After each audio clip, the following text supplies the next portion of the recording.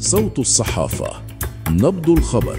أمين عدلي: المشاركة مع المغرب في أفريقيا حلم بالنسبة لي.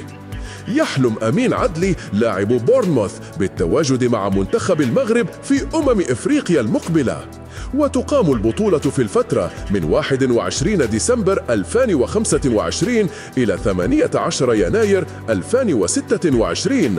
وقال أمين عدلي لاعب بورنموث: أحلم بالمشاركة في أفريقيا، نريد الاحتفاظ بالكأس في بلادنا وسنبذل قصارى جهدنا لتحقيق ذلك.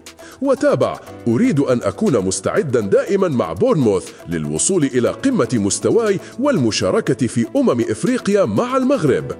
وشدد: ستكون أفريقيا لحظة حاسمة بالنسبة لنا، وأتطلع إلى التألق مع فريقي لبناء الثقة، فعندما تشعر بالثقة تكون في قمة الارتياح، وهو ما يسهل عليك الأداء مع المنتخب. واختتم عدلي تصريحاته: أفريقيا حلم بالنسبة لي أن ألعب في المغرب، نريد الاحتفاظ بالكأس.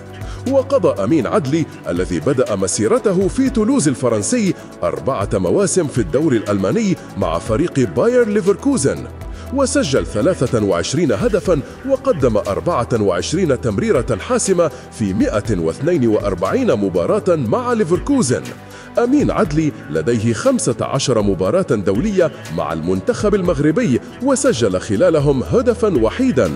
وفضل عدلي اختيار تمثيل المنتخب المغربي على حساب المنتخب الفرنسي الذي يحمل جنسيته. صوت الصحافة، نبض الخبر.